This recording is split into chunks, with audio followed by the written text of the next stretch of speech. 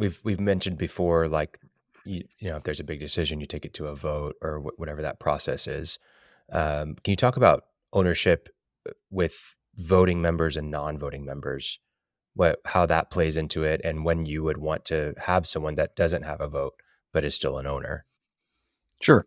That situation is more in line with what we talked about earlier of kind of having a financial investor who's not involved in the operations of the company and is really just there to loan the company some money, give the capital infusion, and then get some sort of return, typically on their investment.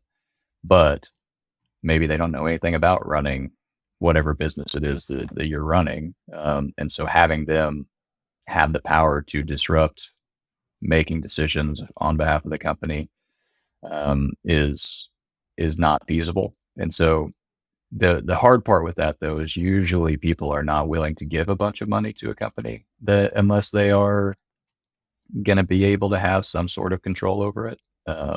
Bigger investors, it's a little bit different, but or even when you get into higher level investing with individuals is usually when that non-voting interest comes in, where, it's my company. I need another $5 million. So you're going out to your friends or relatives and getting out on that branch that can often break and cause problems. But, that's where the non-voting and voting interests come in. Or one that I've seen recently is on a business purchase where there's kind of the owner finance piece to it.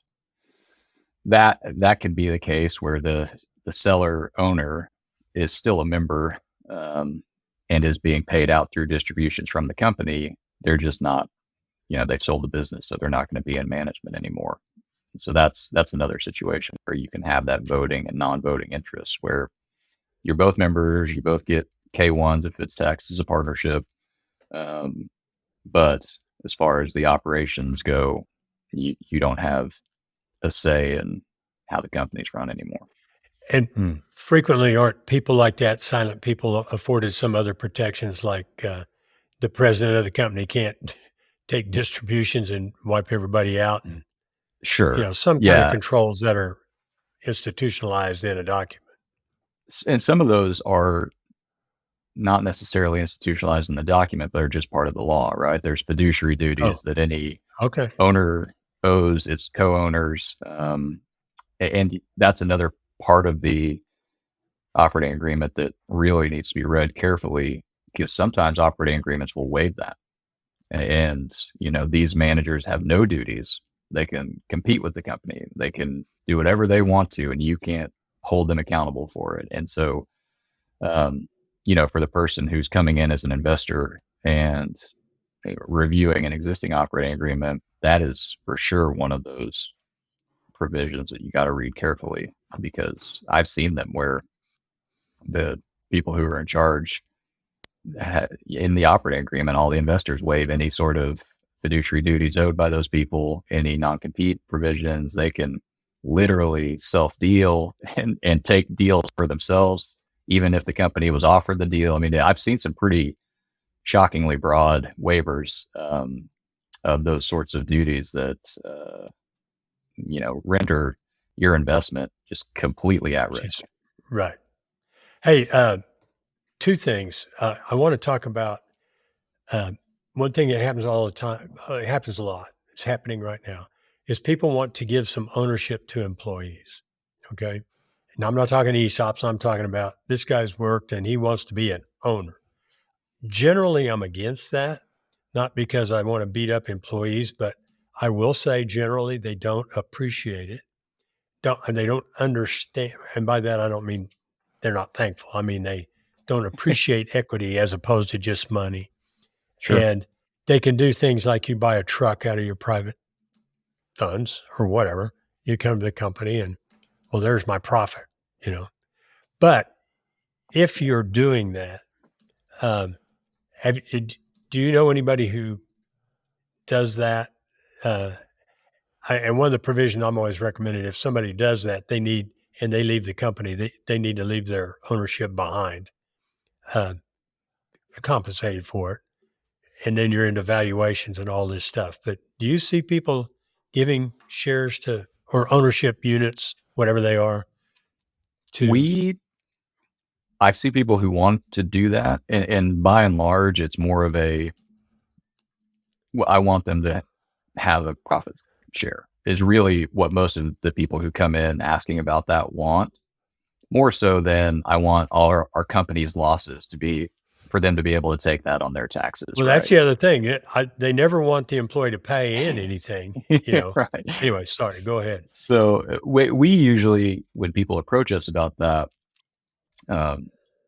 propose some sort of assignment of profits, rather than a transfer of ownership. And, kind of the exception to that is if you've got somebody who is uh, really integral to the business and you're worried about them potentially leaving and competing with you and really hurting the company in a significant way. If they're a partner, if they're an owner, the Oklahoma's non-competition laws are a lot more enforceable than they are if they're just an employee or an independent contractor. That was my second thing that I wanted to bring up: non-competes and non-solicits. And you are talking about, I think, the non-compete, but would you catch what's the difference? One's enforceable, one's not. And Sure. if you pay them extra money to buy their non-competition, some things like that, then it is enforceable, maybe, as opposed to if you just Essentially. have. Okay, if you can talk about those two things.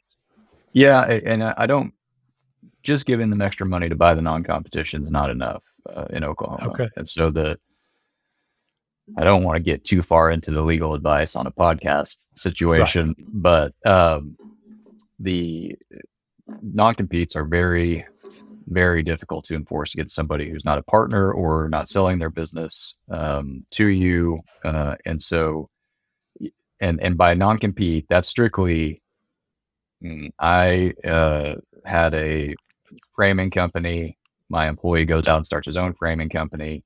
Oklahoma is very much in favor of trade and people being able to engage in the business and their profession.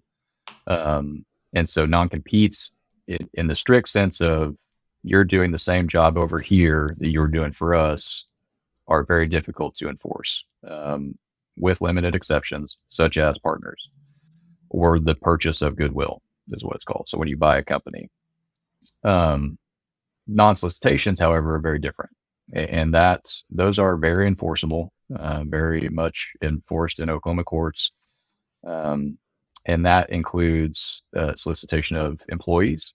So you have somebody who leaves and wants to take some of your employees.